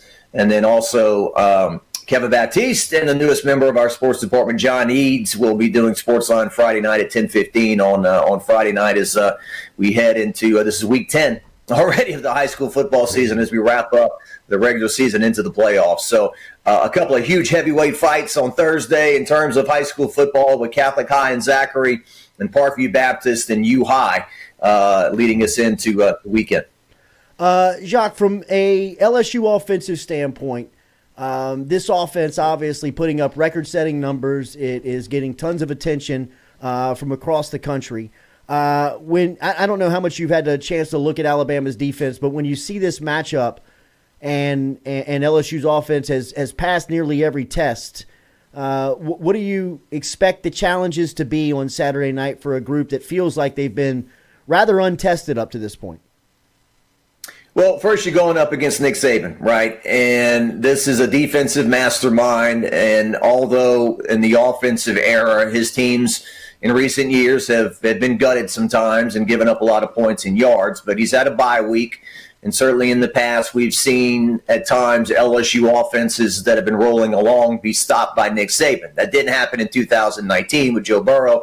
They scored 46. And last year, I thought he did a pretty good job for about 3 quarters of keeping Jaden Daniels in the pocket and really minimizing his danger as a runner. But late in the game last year, you remember Jaden, I think it was a 3rd and long. He broke like a 35-yard run. Then he threw the touchdown pass to Mason Taylor, and then in overtime, obviously scored on one play, and then threw the touchdown to Taylor, the 2-point conversion to win the game. So I think if you're an LSU fan, my biggest fear offensively is that Alabama gives up yards between the 20s, and then when LSU gets in the red zone, they can't score touchdowns and have to kick field goals or maybe miss a field goal in the contest. And then defensively, from LSU's perspective, when you go up against Alabama, I think Scott Rabelais wrote something like this, and I think it's a good comparison. Alabama's offense is kind of like a baseball player whose batting average is only 275, but he's capable of hitting 30, 35 home runs. And just when you kind of fall asleep on these guys, that's when Jalen Milroe throws a 60, 70-yard bomb. He's very good at chunking that thing down the field for some big plays. So you guys have detailed it well. I mean, LSU's secondary, there's some guys they took in out of the transfer portal that they were counting on in a game like this that they can't count on, and these younger guys are going to have to step up. And I mean, I heard you reference it a while ago. I'm kind of curious what's going on with Terrence Welch. I mean, this is a guy that's in his second year with the program, and we're, 8 games into the year. I think at this point, somebody like that should be ready to play and contribute. And so we'll see what happens there. But I think that's a big question too, Jordy. I know I'm just going off on a tangent, but how good is LSU's defense really at this point? Because I guess it was 23-7 they were losing to Missouri, and it looked like this season was going to go off the rails. And then Harold Perkins made that interception, and they've kind of turned things around. But at the same time, they played Army and Auburn, a couple of teams with not a whole lot of offensive pop. So this is obviously the season right here. One path takes you to Atlanta. The other path takes you to the Gator Bowl or the Texas Bowl or the Liberty Bowl or something like that. Cheese it. What do you make of the Mekhi Wingo story, and how big does that affect LSU? It's surprising, isn't it? I mean, I think at first we all maybe thought, or I don't know, just felt like it was going to be not a serious injury and that he would be back. And then, Brian Kelly on Monday drops the bomb that he's had surgery and that he's out. And so, there's at least one kind of storyline there. Like Jordan Jefferson in 2011 played a decent role in LSU winning the game of the century 9-6. He wore number 9, and now we have a 99 Jordan Jefferson on the defensive line, who Coach Kelly has rated perhaps as the best defensive lineman they've had all season long. And we'll see if guys like him and some of the others that they took in out of the transfer portal can emerge in a game like this, because Alabama has given up 35 sacks, quarterback sacks. As talented as Milroy is as a scrambler, they've gotten to him a lot. And I think that's a big key, Jordy. I mean, from LSU's perspective, they do not have to play spectacular defense. They obviously haven't done that all year. But it's the Sean Payton onside kick thing, right? It's like, can we steal one or two possessions? A blindside sack, a fumble on a short field for the offense, those kind of things can really play a huge factor in the game. I mean, Nat House came into the year saying we've got 2 categories that we have not been good in that we need to improve on. Third down defense, which LSU's giving up 42% on third down. That's not good.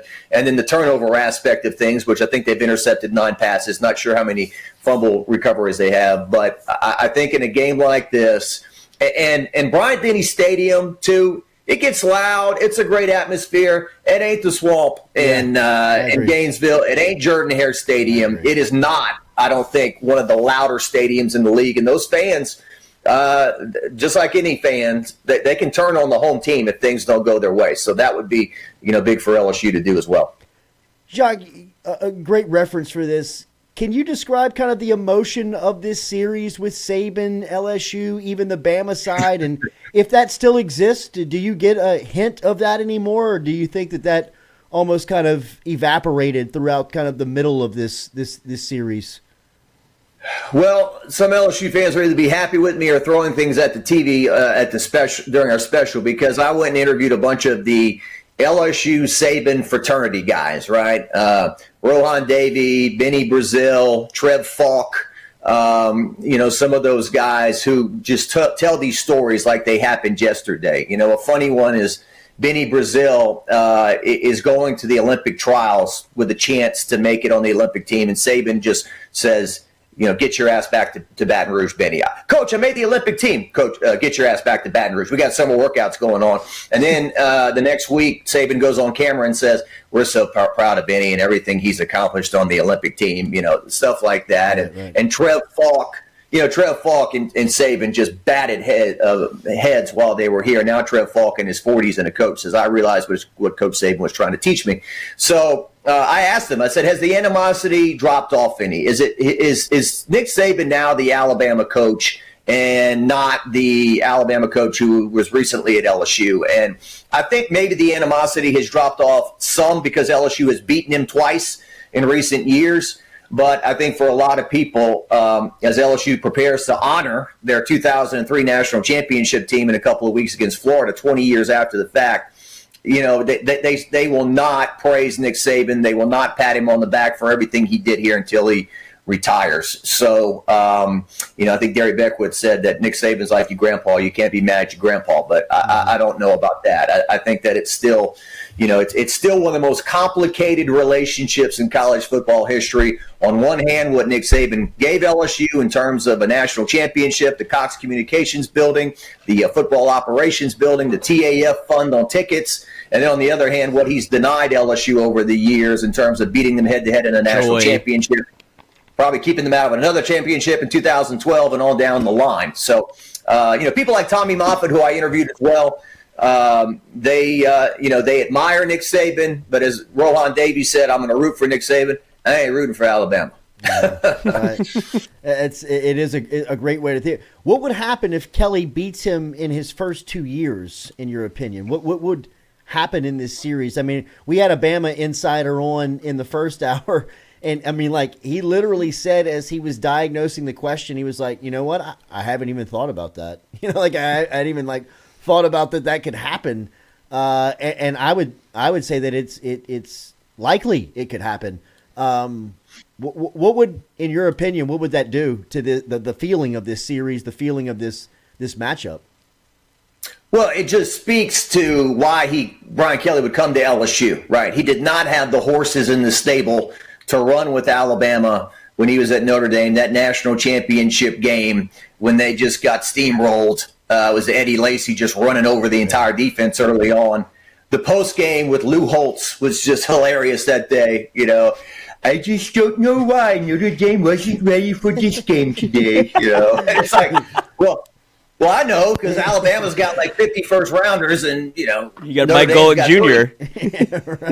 Right, exactly. So this is why he came here, right? Because that same year in which Alabama throttled Notre Dame, LSU should have beat Alabama in Tiger Stadium, had the athletes to do it in 2012. So if he goes 2-0, I mean, this totally speaks to, okay, he came to LSU, he's got better players and so forth. And, you know, last year going for it for the 2-point conversion, that speaks to a coaching thing, right? That was like, you know, Brian Kelly stuck it to Nick Saban, went for 2 and got it, you know, and so and Vegas is telling you the story. I mean, it's only a 3-point spread, which tells you that they view this, despite the fact LSU doesn't have a lot of defensive personnel, that they view it as an even game because Alabama's playing at home, which typically is good for 3 points to a touchdown. So, and another thing, Jordy, too, I mean, and you can tell me what you think about this. How many times since 2007, since LSU has played Alabama, that you felt like LSU had a quarterback to get the job done, that you were confident in the LSU quarterback? I would say 2007 with Matt Flynn. I would say maybe Zach Mettenberger in 12 and 13. Not tremendous because of Les Miles still and some of that stuff going on. Certainly Burrow in 19, and I don't think last year we really felt that, hey, Jaden Daniels is going to go out and beat these guys. So I think this time is certainly a time where you feel like we've got a quarterback who's got ice water through his veins, that won't get rattled, that can handle the situation and handle the big game as a runner and a passer. Remember all those years, we can't win with the drop back passer. We can't win with Zach Mettenberger. We can't win with Danny Etling. And so now you've got a guy who can bring all of that to the table, who will be playing on his Heisman Trophy stage. If he does well in this game, it will be similar to Joe Burrow in 19. It sends him towards at least being a Heisman Trophy finalist. If things don't go well, it could be Leonard Fournette in 2015 where things go off course. So, Jacques, when do you take off? Friday morning. Do you want to come? I would love to. I was actually looking for tickets online. Yeah, I wouldn't mind. I think this is going to be one of those games. I mean, I really think it's setting up to be one of these classics. Not that that's some steep statement. I mean, these games usually turn into instant classics every year. I just think that this one's going to follow script. I believe this one kind of sets up to be one of those ones you would like to say that you were there. Yeah, and look, we've all said our share of snarky things about Alabama, Tuscaloosa, and their fan base and all that. But I will say that I do enjoy going there. I mean, they have a pretty campus. The layout of the place is kind of what you wish LSU was, right? I mean, LSU's awesome, and there's nothing beats going to Tiger Stadium. But you've got those bars and restaurants on the strip right there. You got the frat houses right across the street. I mean, it really is kind of a true college layout, and in the fall and all that. I do think it's it's a great place to go watch a college football game, and I've enjoyed going there over the years and seeing some of the games. And LSU really, if you think about it, they won in 2007 over there. They played really close in 2009. That was the Pete's Feet game, the Patrick Peterson interception that was not. 2011, they won. 2013, they got beat pretty handily. 2015, they got beat handily. 2017, remember, they hung in there. That was the Ed Ogeron, we coming and we ain't backing down. 17. Then they won in 19. In 2021, I did not want to go there. I mean, LSU's a 30-point underdog, and it was like, this is going to be a nightmare. And lo and behold, those people had to sit in the stands until the very end to make sure they won, as LSU, lost 20-14. So LSU's played well over there over the years, and that's kind of traditionally been the thing in the 70s and the 80s. I mean, I visited with Tommy Hodson the other day. He said in 86 they were better than us. We shouldn't have won, and we won. I think that was in Birmingham. Yeah. And then in 87, that was LSU's 10-1-1 team. The one loss they had that year was to Alabama when Hodson didn't play. So the road team has had a lot of success over the years. Yeah. It has been a place where LSU does not seem to fear. Was the 93, was the Pigs flying game, was that one in Birmingham, or was that one in Tuscaloosa? I think that was Tuscaloosa. I think by that point they had moved out of the Birmingham thing. But I remember that well. I was writing an article for the Abbeville Meridional. I was in high school, a senior, writing a recap on North Vermilion and Lauraville. I didn't even bother listening to the game early. It was a JP game, 11:30, right. And got in the car and LSU was ahead. They were winning. I was like, you got to be kidding. And then I got home and they pulled it off. They was it David Palmer? Was that his name? David Palmer, the wide receiver number 2. They were putting him at quarterback. They put him at quarterback in the end. Yeah, they put him at quarterback. And they almost came back, 17-13. Kevin Mawai running with the LSU flag that day for the upset, and then LSU had a chance to go to the CarQuest Bowl the next week against Arkansas in front of about 54,000 fans, and Arkansas ran the option and just thrashed them. That's right. That's right. 5-6. In true LSU fashion. Ivory Hilliard, couple of picks that day, the day that pigs flew. I think he had 2 interceptions. And on both interception, he flipped the ball back to like a teammate, like he caught it and Ed Reed? started playing flag football, made a couple of moves and flipped it back to another teammate for a couple of more yards. It was an incredible day. Ivory Hilliard, when are we going to bring him on as an analyst or something? Because he's been at these Lod Cook things and has been very entertaining. He's owned the room. He has owned the room, man. He's been fantastic. Great storyteller. All right, Jacques, looking forward to seeing you in the coverage, man. Safe travels to Tuscaloosa. Might see you there. Appreciate you this morning. All right, Joy. Appreciate it, man. All right, man. Jacques checking in, as always, WAFB Sports Director. You can check him out at Jacques Doucet on social media if you want to keep up with that. But, yeah, I believe that this game – I can't believe you said that. I was just looking at tickets. They're not bad. They're not bad. I mean, you're not going the normal route of StubHub, I wouldn't imagine. You got ticklers out there. Yeah, I mean, I just two people that I trust over in Tuscaloosa that are close to it. I just hate being there. Yeah, it is. It's a grind. I don't feel like. Do you think that's what it feels like when you go to Baton Rouge? I don't think it's just so obtuse in Alabama. You feel a little uneasy. The campus is nice, but they're not as welcoming. You're probably a little bit more uncomfortable in Baton Rouge in one of these games where it could be because I think the build-up in Baton Rouge, everybody's cool. A lot of it. Yeah, I'm talking pregame. Yeah, well, no, I think the pregame experience in Baton Rouge is legitimately good. Yeah, I mean, I really don't sense. I mean, I'm sure there is the section of people that are walking around looking to headhunt and fight and calls, all that stuff. But I mean, I think for the most part, the build-up and the generosity and the hospitality and all of that is where LSU makes its hay. Right, like that's legit. But if they win, no, you know what I mean? Like, it could spin pretty quick. You know what I mean? Like, and I'm talking about an LSU win. You know, like where it could just be probably a bad place to be as you know, just an outsider, as an opponent. See, I would say the same thing when you're in 5 hours from home. Yeah, when you're in Tuscaloosa and LSU wins, you don't feel there's nowhere to go. Like, you can try to go to the bar and they're like $100, and it's like, wow. I mean, if Alabama wins, it's $5 to get in. But they try to castigate you outside, and it just feels like there's nowhere to turn. Mm-hmm. You kind of feel like you're on an island a little bit, where your head on a swivel for no reason. Like, it's just a football. Like, I understand the Baton Rouge perspective as well. It doesn't feel that unwelcoming. And Alabama, at least, maybe it was because it was the game of the century when I went, and I went in 2013 as well. But it was very much, we don't want you here anymore. And it was like, oh, okay. I had nowhere to go. Yeah, just outworn your welcome. Yeah. Well, I was barely there. Remember our friends over at Barker Brothers Plumbing and Works. Get in touch with Jude Barker and the crew today. Barker Brothers Plumbing and Works. Got a couple of trucks in East Baton Rouge Parish every day. They are located over in Plaquemine, and they can get you serviced. All you got to do is mention the show and save 15%. Save 15% when you mention the Jordy Culotta Show and all plumbing services over at Barker Brothers Plumbing and Works. Call Jude today, 225-776-2431.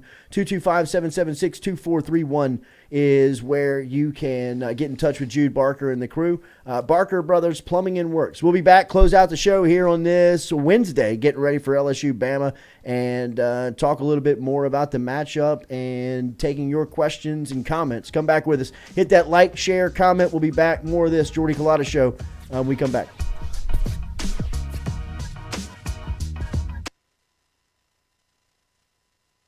Red Stick Sports, a local staple in Baton Rouge to all sports fans, was founded back in 1981 and has remained a family business for over 40 years. Today, they still have the great selection on the floor, but they're also a leader in custom apparel for businesses, sports teams, and other groups. Take it from us, everybody over here at FM Digital Media. They help us out with all of our apparel. Let them help you out today. Go ask for Cody over at Red Stick Sports. Check him out online at redsticksports.biz. The Jordy Culotta Show is brought to you by A-Bears Lawn Maintenance. Commercial or residential, A-Bears Lawn Maintenance is ready to work. A-Bears can tackle all your homeowners association requirements. Call Blake at 225-485-8022. A-Bears Lawn Maintenance. In a wreck, Gordon McKernan Injury Attorneys is ready to go to work for you. Come meet your team. I'm your intake specialist. I coordinate your case and connect you with your attorney and paralegal. That's us, your legal team. Thanks. And we'll fight to get you every dollar you deserve.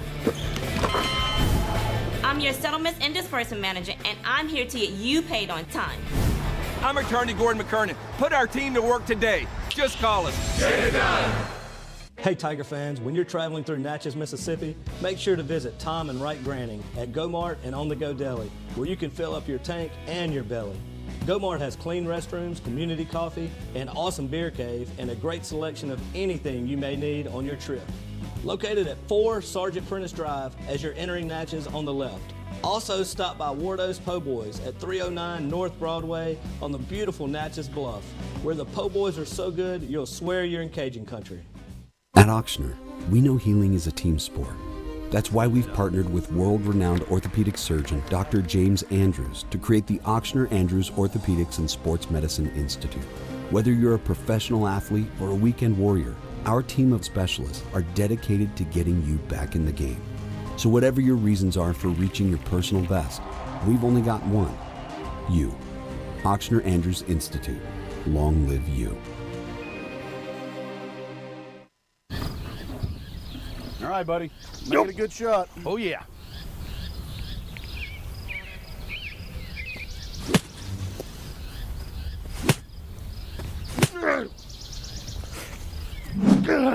Sticking the roof in.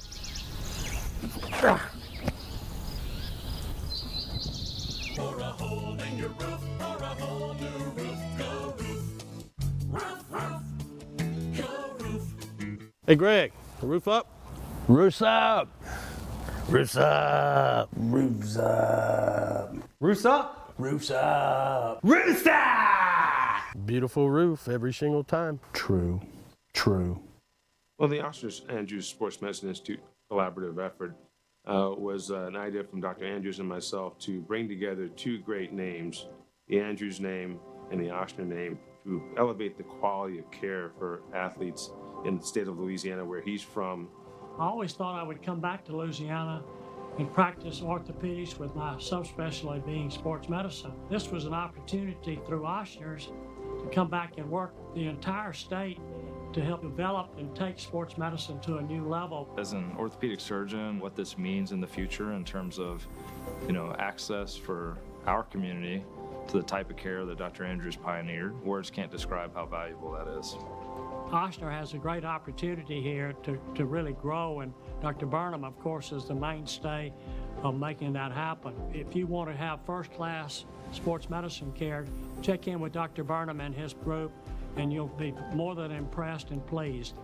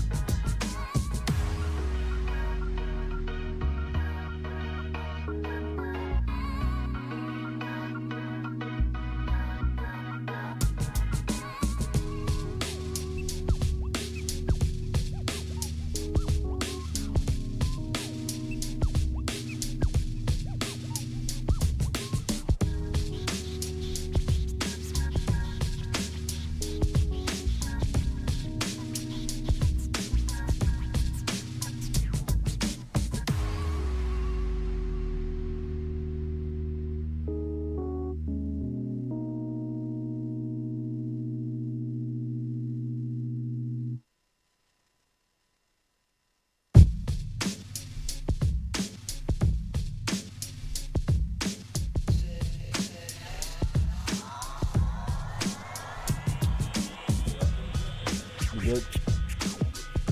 I did too. All right, welcome back here to the Jordy Culotta Show, live here on this Wednesday as we come to you from our Click Here Digital campus. What? I would not let my kid accept candy from Lloyd. I'll wear my baby mask. I would not. I would not. I'd be like, son, we aren't eating that. I did some one-on... Huh? In the parenthood? Oh, yeah. I did some one-on-one routes with some kids that look very nefarious. I'm about to put that in the chat. They were easily over, at least 14, 15, 16 trying to scoop candy, but they had a duffel bag as like White Claws, and they started taking off. And I was like, I know exactly what y'all are doing. I've been there. And then they had a football, so we did some one-on-ones in the neighborhood. Had to let them know. Still got it. Oh, you were running the route? Oh, well, yeah, we were going one-on-one, coach. Wow. LSU needs a DB, I'm here. Press man, they didn't want anything to do with it. We were handing out candy yesterday. I did hand out candy as well. We handed out candy in the driveway. I got Jay doing a little bit of got him on some parole. He's punished, yeah, right. He's on parole. Put it mildly, that's right. Got to do some good deeds. So had him handing out candy to the hood yesterday, which it went well. Did he dress up? He did not dress up to the as an inmate. No, as for. Yeah, I guess that's part of the punishment. You can't participate. You have to all treats, no tricks. That's right. Yes. That's right. I scared a couple of kids away because I had that baby mask I had for one Halloween. Yeesh. And it is terrifying, it turns out. I didn't realize what it looked like, but didn't give out as much candy as we thought because they didn't want to come up the stoop. Okay. So good and bad. Right. But it was fun. Apparently they had a big blowout in the back of the neighborhood, so the front of the neighborhood is no longer cool. All dead. Yeah, they're all going to. Some guy had an open house. He had an open house with a 10-foot skeleton in his yard. We're like, we can't compete with that. Wow. So I mean, if you're opening your homes to these heathens, that's cheating a little bit. A little bit, and they I all think have the whole hood should be invited to something like this. Right. So I don't know if the parents are in the know or not, but we tried our best. Gave out some candy. Then you had like the kids that were driving like 45 miles an hour down the street that were getting fussed at. Yeah. Even I gave a slow down. Wow, you're getting old. Well, there's kids in the street. Yeah, hey, getting old. I got a speeding ticket in the same neighborhood. Another thing I was trying to warn them about. You know, cops are out, coach. Are they? Don't get caught now. Are they in vehicles? Or are they? Yeah, they were in cars. Are they in like the rich kid cars? They had the like the little like SUV. I mean, the little like ATV or no, the Ranger, golf. They had golf the cart. Yeah, they had the golf carts out, but this was like actual cars. Like you could tell they were drunk already. Mm. It's like, don't ruin your night now. At least get to the party. It's Tuesday, man. Yeah, it is but Tuesday. A lot of schools took off today. Teacher in service, which is very heady. That convenient. Very just look at the dates. Stu Gotts is strong. Oh, we don't have to go to work tomorrow. We call it a conference day. Yeah, no, not parent teacher, just teacher conference. Like that school is classrooms. That school is a ghost town. There's not a single person there. So, I mean, I would put Halloween up as probably the greatest college holiday ever. For sure. 1,001 seed. For sure, I mean, Halloween is number one in college. At what point do you get over Halloween, though? That college after. I don't know. I think you can squeeze a couple. I think you can squeeze until you're about 30. I wanted to do something yesterday. 26 but... and I'm like, see, like I still think you're. I'm just out though. You have still go to the. I'm out, dog. The costume party. I mean, look, I get it. I'm burned out. I get it. It's not even there's that. There's got to be a house party somewhere with your demographic. Oh that's yeah, still for sure. Rages. But man. See, that's what it takes. Because I don't want to go to the bar. No. But but nobody wants to pony up and do the house party nobody anymore. Does well, I mean, now that house parties, it gets to a point where the house parties becomes a kids party. Yeah, that's where I'm at. Like that's where I'm telling you. Like that's the phase. You're still in that Coach, window. I'm not though. Like all my friends. I'm telling are, you, man. It started early. All my friends are like that are my age are having kids or married Yeah, right now. well, and their wives do the not kids let are still them. young enough where they don't know what y'all are doing. Yeah, well, their wives don't let them. Yeah, I hear that. Yeah. That's the problem. It's because that's when it started for me. I remember maybe one party after college that was like a Halloween party, but then everybody gets married so young now that it's like, oh, and if they don't want to have a party, or if you don't have somebody to bring to the party, it's like, why do I want to go? This thing wraps up at like 9:30. I'm just getting going at 9:30. I mean, I want to say Halloween was kind of like my first introduction to partying. Yeah, you know, basically. Like as a high school. You know, like being like, wait, we can go out tonight? Because it's the guys of the mask. Early, yes. It's very early in your high school. You're like, it's like a Monday, Tuesday, Wednesday night, and people are like, meet at my house at 4:00. You're like, wow. And when we were in high school, there was a set of twins at Episcopal, Brandon and Lauren Dufresne, and they threw Party of Four, Dufresne. Bash. I mean, like. Their mom embraced Halloween so much that like they would start on October 1st, right? And like they would decorate their house. Like the news would come over and do specials on their houses. Oh, it wow. was that type of decoration. It's it was that type right of there party. on Goodwood. And I mean, she may still live there. If she doesn't, I apologize. But Brandon and Lauren were friends of mine growing up because my grandmother lived like 2 blocks over from their house. And in the summertime, I'd spend a lot of days at my grandparents, and I'd end up kind of linking up with them and riding bikes and playing around the hood. But their mom would like decorate their house. They had like this old Louisiana kind of Southern style house located off of Old Goodwood. And they would decorate this place like a haunted house. Like, I mean, it was graveyards in the front yard, sound effects, ghosts hanging from the trees, light shows, music, audio. I mean, like the thing was, it was must see. You know, like cars had to go. Cars would stop and like take pictures and stuff in front of it. And when we got in high school, this thing like turned into like a. You realized what the parents were doing. Yes. Like, you were like, this is a reason for the season. This is a rager. Don't drink the punch. Do drink the punch. It's like you can start drinking the punch now. Yeah. You know, like I know you've been here since you were 8, but now that you drove yourself here, like, I mean, you have a taste. Like, the party's really in the back. You know, you're like, oh my God, like this is unreal. And Halloween became it became bashes. I mean, bashes where you were like, you know, I mean, you were showing up late for school the next day. It could have been even like a talk about hiding in the bathroom, absence. Yeah. I mean, like a skip day. I mean, it was. Well, the teachers felt the same way that you did. Shout out to the Dufresnes, man. It was Party of Two. I'm telling you, it was a throwdown. It was a rager. It was a bash, man. And the parents had it figured out. They kind of laid They laid the red carpet out for us. They stacked, they built half the puzzle for us. We just kind of came in and pushed it across the goal line because they probably for the went 5 years that we were in it, bro, we were in it. I mean, it was. It's probably a nice injection of life, too, to be like, oh, dude, they're going to keep this thing going. Like, okay, now I'll stay up a little bit later. Yes. Absolutely. The new generation. Yes. Take this from me. Right. Take it over. That's right. We did the Lance Leopold of coaching. Dan Lanning. That's right. The up-and-comers. Somebody's got to, it may be too late, or it may have, the story may have broken too late, but to be Stallions for Halloween would have been top tier. Oh, golly.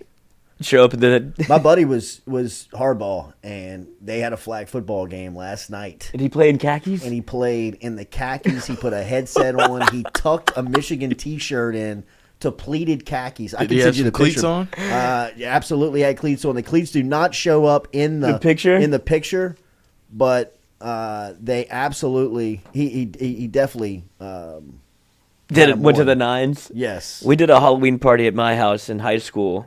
It was Stewie, what's the best way to do this? Email. Email it. It was a playoff General Custard's last stand. It was General Courtney's last stand, and it got to above probably 400 people. Facebook was all of the rage, and it got, date and time got posted on Facebook, and then after, about 4 a.m. it had to wrap up. The police showed up. People got in wrecks in the neighborhood. It was just, this man lived probably not 500 feet from me and managed to get in a wreck pulling out the driveway at 3 a.m. We were like, oh, God. Bro, that's where it happened. Like, you couldn't even make a left turn, coach. Like, maybe you should have been behind the wheel. Then Lloyd's got to run down the driveway, do some politicking in a full general's outfit. And it was just, that was the last one. That was the last one at the old Courtney household. But it was worth it. Yeah, no, it can turn bad for you quick. Oh, you just don't realize, especially when you're in it, you don't realize how many people are there. Mm-hmm. I mean, my dad had his band over. They were playing live music. It was a whole scene, man. It was awesome until it wasn't. Then you had to go to football practice the next day. Right. Yeah, no, real life hits you quick. Well, the thing about, and at that point in your life, you just can do it.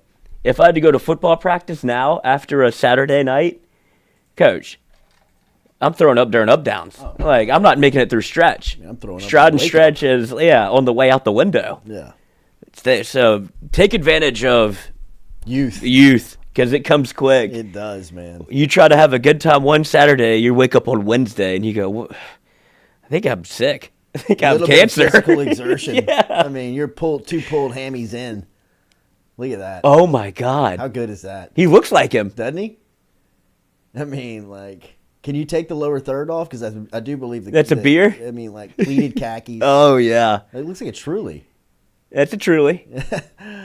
He's doing it. He's got the Sharpie. He's got the whistle. The whistle. He's doing the whole thing. That's unbelievable. Shout out to Jesse McCormick. That's exactly who it is. That's perfect for him.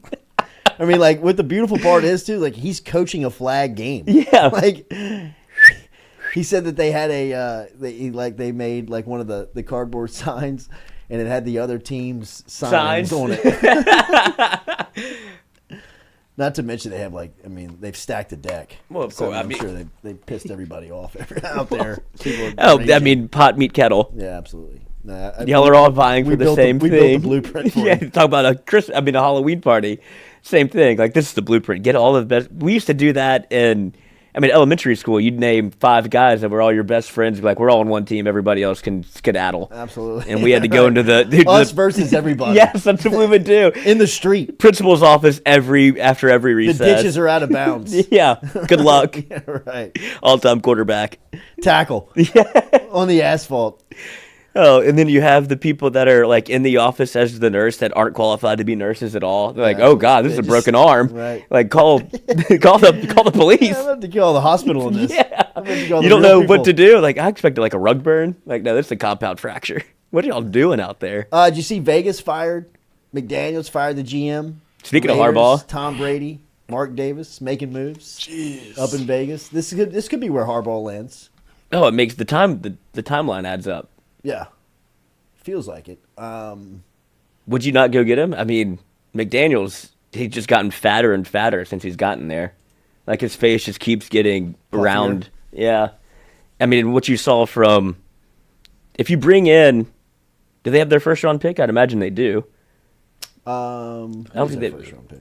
No, I'm saying for like the draft. Oh, I'm sure. So you bring in Harbaugh with Caleb Williams.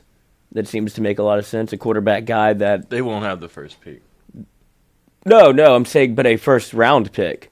Yeah, but Caleb Williams won't last until. Give me Drake May or give me Michael Penix or Jaden Daniels.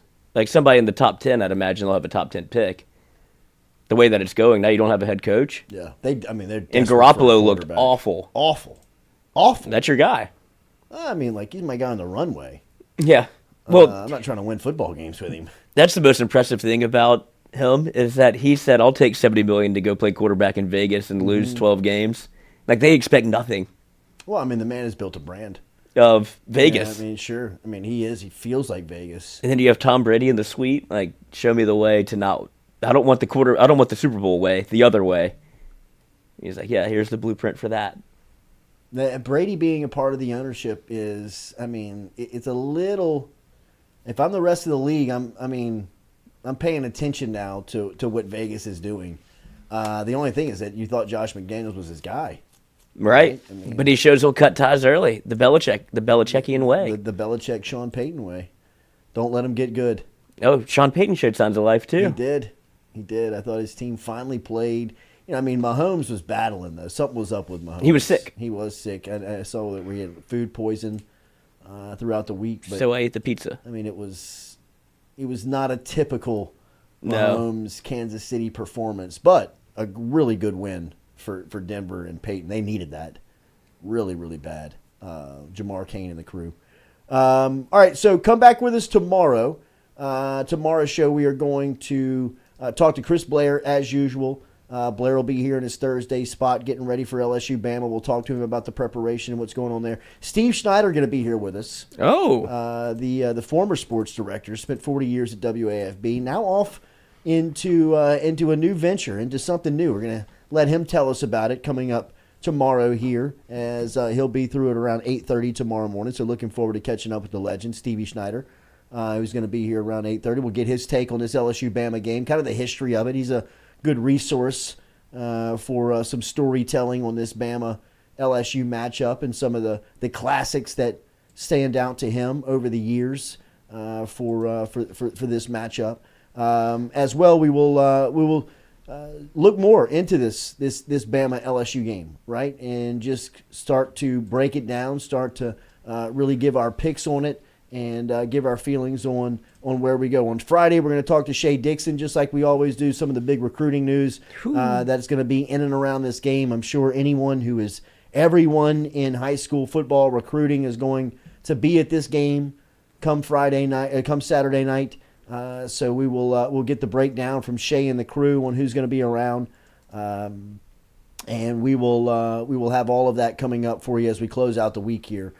Make sure to hit that like button, that share button, that comment button, as we always appreciate your interaction and being here with us. Daily, we're brought to you by RMB. Have a great Wednesday. We'll be back with you tomorrow morning at 7 a.m. On time. On time. Or you don't pay a dime. You already don't. Hey, Chino. Put my headphones up, bro. Monday through Friday from 7 to 9. Yeah, you see the notification, we about to go live. We got all your favorite guests, we got them in line. It's the Jordy Culotta Show, come have a good time. It's the hottest show around, we ain't gotta flex. Call up G, we get it done, we earning our respect. Tell recruits to let us in, where they going next. Throw up the L's, now we lit, band playing Nick. From the boot to the east to the west coast. No matter where we at, we live, mic'd up for show. Open up the phone lines, come and join the show. Make sure you tell your friends about Jordy Culotta Show, yeah. Monday through Friday from 7 to 9. Yeah, you see the notification, we about to go live. We got all your favorite guests, we got them in line.